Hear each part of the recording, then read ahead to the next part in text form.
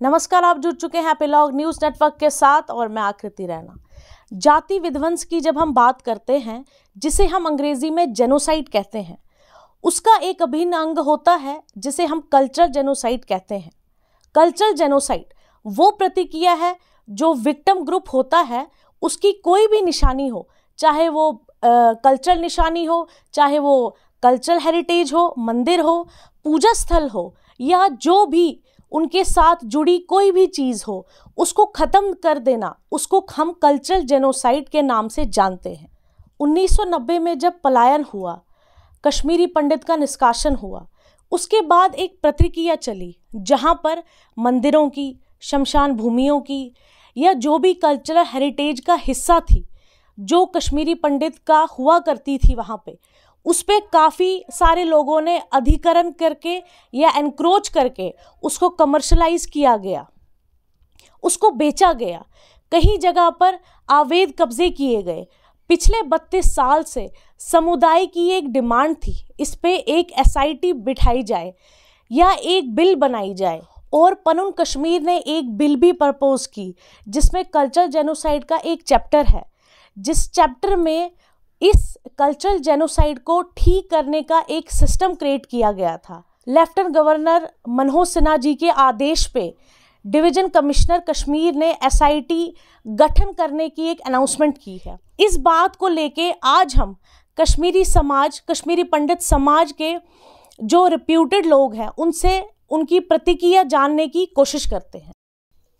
इस संदर्भ पे हमारे साथ आज बात करने के लिए हैं एडवोकेट कश्मीरी लाल भट्ट जी।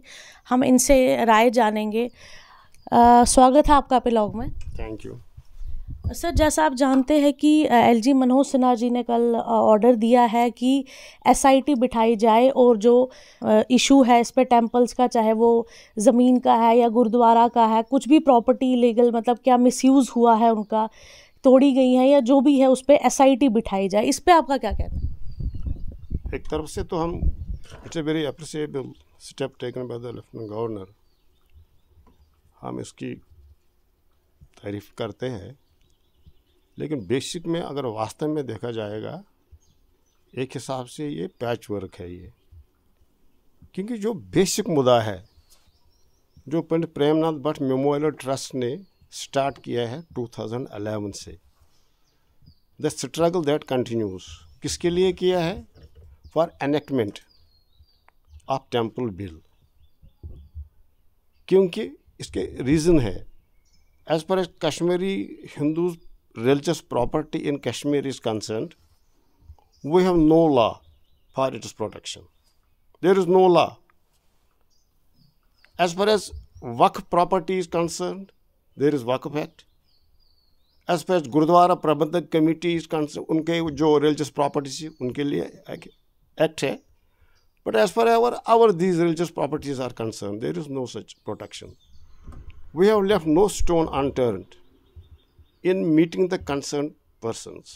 इसमें ऐसा है कि जो भी गवर्नमेंट के officers, bureaucrats, MLCs, MLAs, even जो प्रेजेंट फाइनेंस मिनिस्टर है सेंटर की निर्मला जी, यहाँ के रेवंद्र रैना जी, गवर्नर्स, सब ने हमको आश्वासन दिया है, नहीं ये बहुत ज़रूरी है, अगर ये नहीं हो जाएगा तो कश्मीर की जो religious properties of minority that can not be saved.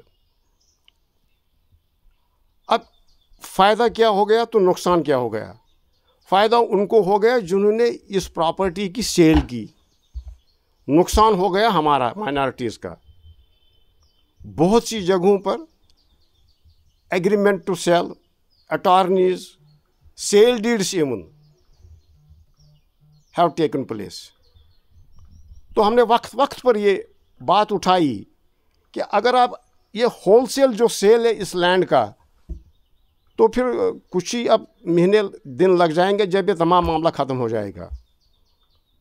हमने एलजी से भी रिक्वेस्ट की, टाइम मांगा था, लेकिन दिया नहीं उन्होंने हमको मिलने के लिए, कि ये बहुत ज़रूरी है, क्योंकि 5000 साल की जो विरासत हमारी वहाँ पर है, अगर ये सेव नहीं हो जाएगी इस वक्त तो फिर कैसे हो जाएगी? Not only this, there are many judgments. Justice Sunil हाली ने एक जजमेंट दी है जो अपहेल्ड की है डिवीजन बेंच ने भी, और उन्होंने उस जजमेंट में डिविजनल कमिश्नर को हिदायत की थी, तो आप मुझे एक इन्वेंट्री बना के दे दो, क्या हुआ है क्या नहीं हुआ, कहाँ इंक्रोचमेंट किस जगह पर है। लेकिन जूँ का तू, फिर उसके साथ आगे कोई बात ही नहीं चली। ऑल इंडिया कश्मीरी समाज ने सुप्रीम कोर्ट में पिटिशन दायर की। It was filed by Arun Jaitley ji there. After 5 years nothing happened there, then it was transferred to this honourable high court. वो पिटिशन भी हम यहाँ पर फाइट करते हैं, उसमें भी हमने बहुत सी चीज़ें कोर्ट के सामने रखी। मैं आपको एक उदाहरण देता हूँ। गुलमर्ग डेवलपमेंट अथॉरिटी ने कश्मीरी माइनॉरिटीज़ की रिलीजियस प्रॉपर्टी पर कब्ज़ा किया है। 4 कनाल कुछ मरले हमारी ज़मीन थी, 3 कनाल पर उन्होंने कब्ज़ा किया है। उन्होंने उसमें लैट्रिन बनाई है और गुलमर्ग डेवलपमेंट अथॉरिटी का वो कोई ऑफिस भी खोला है। नुंदर गांधरबल में हमारे पास रिपोर्ट से तहसीलदार क्या, जो क्रिमेशन ग्राउंड है वहाँ पर, उसमें एनक्रोचमेंट हुई है।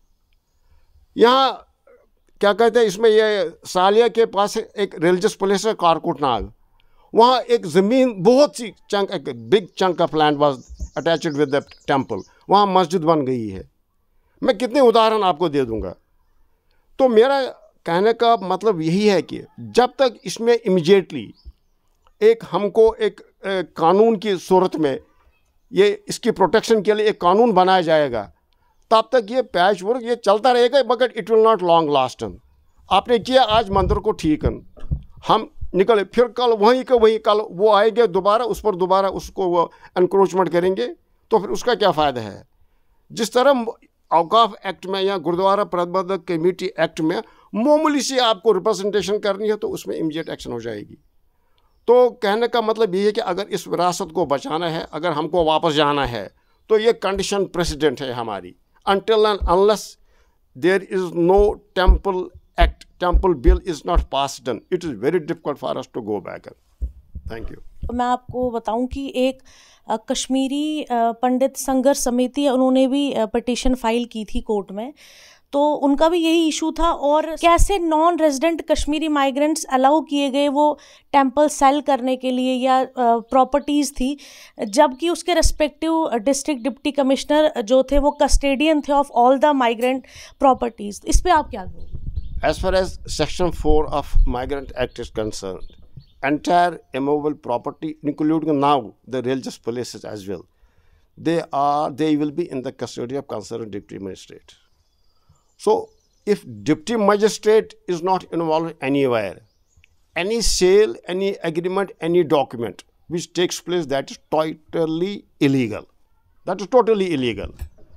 Or as far as religious property is concerned, these pujaris, mahantis, etc., they have no power to sell this religious property. इसमें सुप्रीम कोर्ट की जजमेंट से, इसमें हाई कोर्ट की जजमेंट से, ये टेम्पल की प्रॉपर्टी है, इसका कोई मालिक नहीं है, इसके साथ हाथ भी तो कोई नहीं लगा सकता है।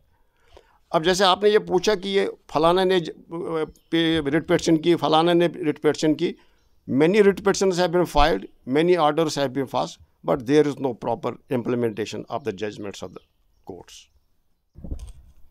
इसी संदर्भ में आज हमसे बात करने के लिए मौजूद है डॉक्टर अजय चंगू जी। आपका स्वागत है एपिलॉग में सर।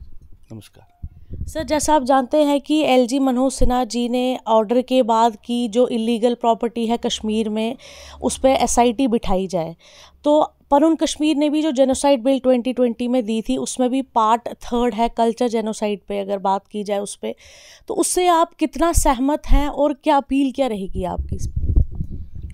देखिए, जहाँ तक परुन कश्मीर की जेनोसाइड बिल का ताल्लुक है और उसमें जो हमने कल्चरल जेनोसाइड की बात की है, ये एक बिगर कॉन्सेप्ट है और एक फंडामेंटल कॉन्सेप्ट है। सबसे बड़ी प्रॉब्लम है कि स्टेट गवर्नमेंट या सेंट्रल गवर्नमेंट जेनोसाइड को मानती ही नहीं है, इसलिए उस फ्रेमवर्क में कल्चरल जेनोसाइड को देखना वो उनके दायरे के बाहर है। ठीक है, उनको लगता है कि अब अभी मनोज सिन्हा जी को तो अब मेरे ख्याल से अब 2-3 साल तो हो गए, 3 साल के बाद अगर उनको लगता है कि नहीं भी इसके लिए कोई हमको कमेटी बनानी है, तो वो लग रहा है कि कहीं पे शायद उनको लग रहा है यार एक हिपोक्रेसी, पॉलिटिकल हिपोक्रेसी जो इस गवर्नमेंट की रही है, शायद वो उसको कवर करें या शायद उसका कोई निराकरण करें। तो अगर जो इंक्रोचमेंट्स हैं रिलीजियस प्रॉपर्टीज़ का अदरवाइज़ भी, अगर उसको लेके सरकार कोई पहल उठाती है, अच्छी बात है। और ये वहाँ के हिंदुओं का एक अधिकार भी था कि सरकार इंटरवीन करती, लेकिन 34 साल के बाद अब ये ख्याल आता है। आप ये समझ सकते हो कि भारत सरकार, भारत का राजनीतिक तंत्र कितना पीछे है। मैं इसके बारे में एक और बात कहना चाहता हूँ कि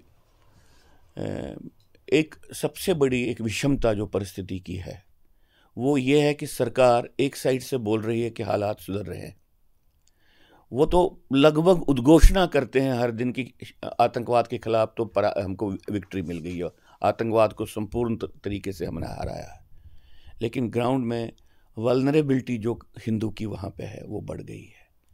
क्योंकि भारत सरकार की पॉलिसी एक डिनायल ऑफ जिनोसाइड पे आधारित है, इसलिए वहाँ पे जो बचे खुचे हिंदू हैं और जिनको उन्होंने ज़बरदस्ती भी वापस लिया, तनख्वाहें बंद करके, मतलब लगभग आप ये भुखमरी की धमकी देके, स्टारवेशन की थ्रेट देके उनको वर्चुअली उन्होंने वापस ले लिया, उनकी वल्नरेबिलिटी बढ़ गई है। और मैं समझता हूँ कि सरकार को एक बिगर फ्रेमवर्क में इसको देखना चाहिए। बाकी ठीक है, एनक्रोचमेंट्स के लिए उन्होंने एक खड़ा कर दिया, ये इस बात का सूचक है कि वो उनको जानकारी है हिंदू प्रॉपर्टीज़ के साथ, हिंदू श्राइन्स के साथ वहाँ पे क्या हुआ है। अगर उस दिशा में कोई आधा कदम भी उठाते हैं हम उसका स्वागत ही करेंगे। तो सर अपील क्या रहेगी अब आपकी?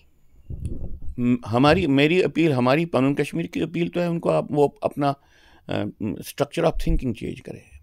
अभी हमने हाल ही में परसों प्रेस कॉन्फ्रेंस की, उस प्रेस कॉन्फ्रेंस पे हमने सरकार को कहा कि भाई आपके सामने 2 इंसिडेंट्स हैं जो आपकी सेंसिटिविटी को और आपकी एक्टिविटी का आईना है।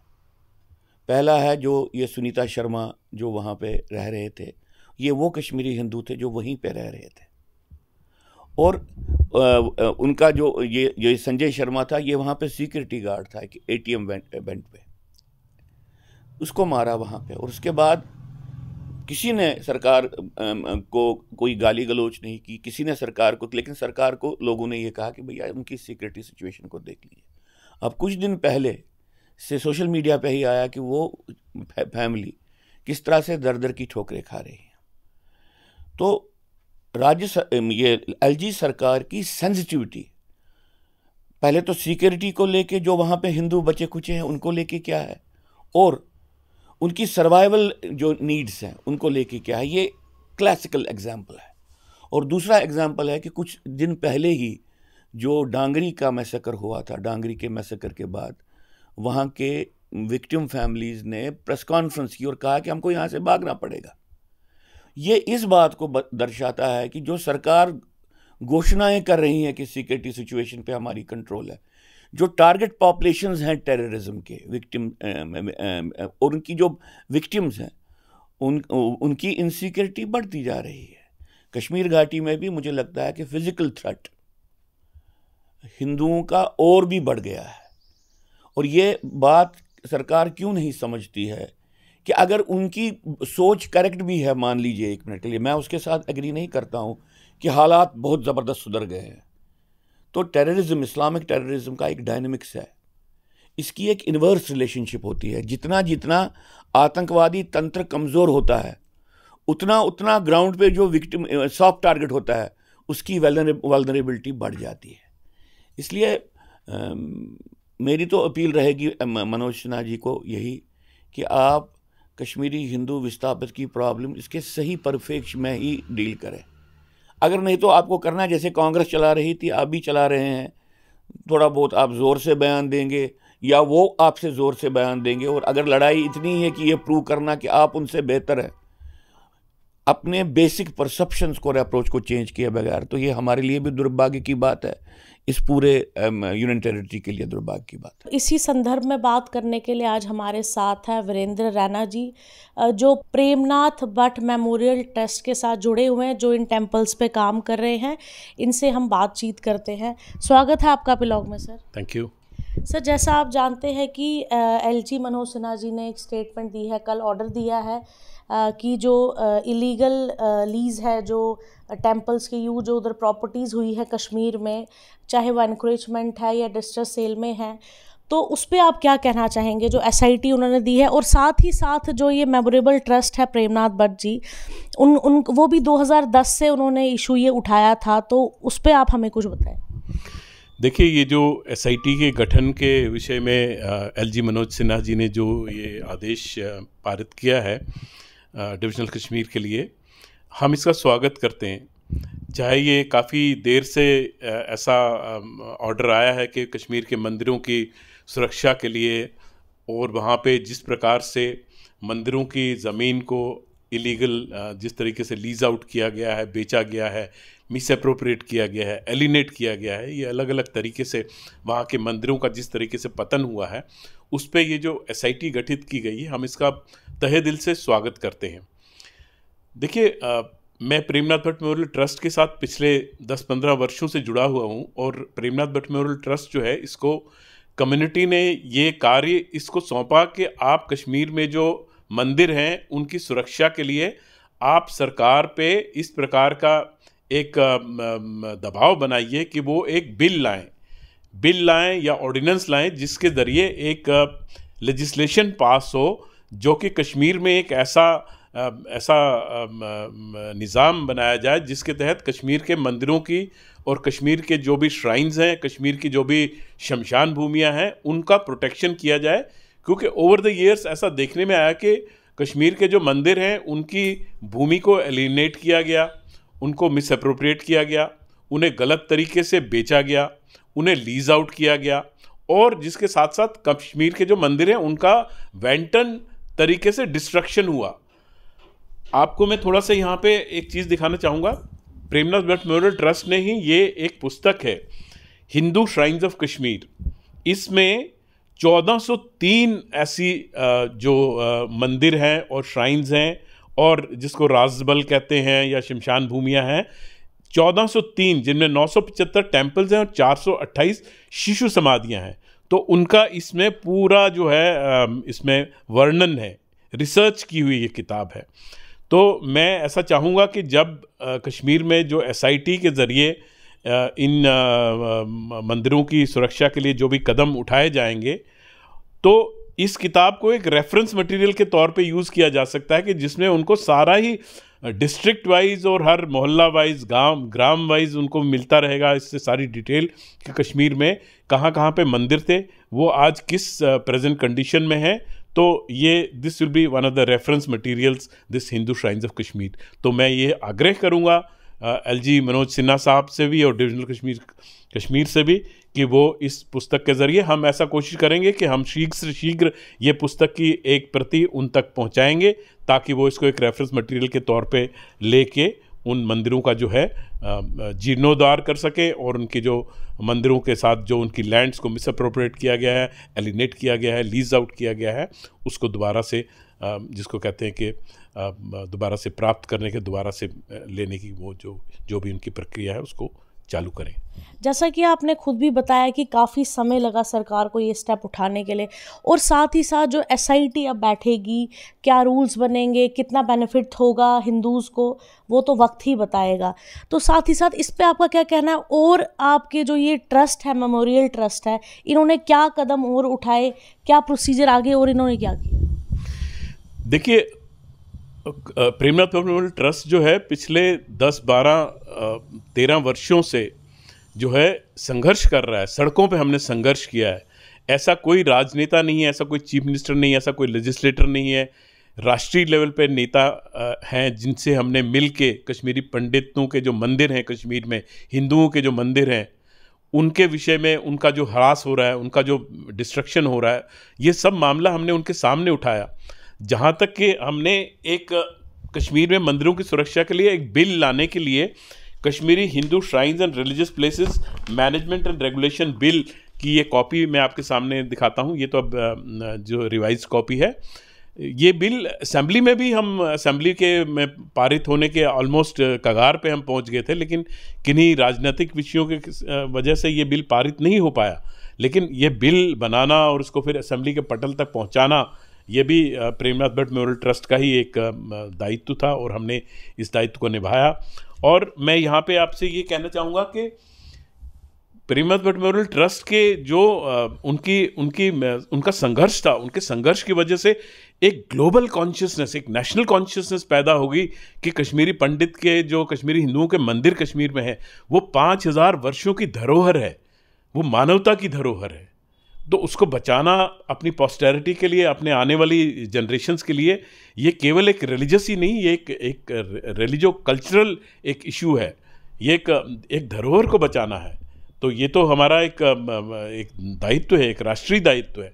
और कश्मीरी पंडित होने के नाते तो ये सबसे बड़ा, जिसको कहते हैं कि एक कॉन्फिडेंस बिल्डिंग मेजर होगा। अगर कश्मीरी पंडितों की कश्मीर में पुनः वापसी होनी है तो वहाँ के मंदिरों का बचाना और उनका जीर्णोद्धार करना और उनका रिक्लेमेशन करना, ये सबसे बड़ा कॉन्फिडेंस बिल्डिंग मेजर होगा।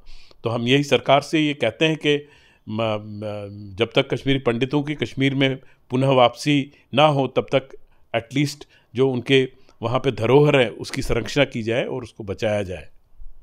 आपने कहा कि जब तक वापसी होगी तब तक टेम्पल्स को बचाया जाए, बट अगर सरकार की बात करें, सरकार का कहना है कि वहाँ पे सब ठीक है, सब सुरक्षित हैं, बट जो ये टारगेट किलिंग्स अभी तक चलती आ रही हैं, क्या ये सिर्फ वापसी उन पीएम पैकेज 4000 एम्प्लॉयज़ की है या पूरे समाज की है, जो कश्मीरी पंडित समाज है? इस पे क्या कहेंगे? देखिए, हमारा हमेशा से यही इस विषय पे कहना है कि कश्मीरी पंडितों की कश्मीर में वापसी एक बहुत ही बड़ा राजनीतिक प्रश्न है और इसको राजनीति के ज़रिए ही it's a political issue and can only be solve politically. जो कि एम्प्लॉयज़ कश्मीर में गए हैं वो रिटर्न नहीं है, वो एक एम्प्लॉयमेंट मेजर है, वो नौकरी करने के लिए वहाँ गए हैं। कश्मीरी पंडितों का वापस जाना एक राजनीतिक प्रश्न है, उसको राजनीतिक तौर पे कश्मीरी पंडितों के रिप्रेजेंटेटिव्स के साथ बैठ के तय करके तभी कश्मीरी पंडितों की वापसी को सुनिश्चित किया जा सकता है। जब तक कि वो सारी कंडीशंस जो कश्मीर में उनके जीनोसाइड के साथ हुई, जब तक कि उसका रिवर्सल ना हो, वो कंडीशंस ऐसी क्रिएट ना की जा सकें। और इस विषय में पन कश्मीर का मानना है कि एक सेपरेट होमलैंड का निर्माण कश्मीर में किया जा सके, जहां कश्मीर में 6.5 लाख कश्मीरी हिंदू वहां पे बसें।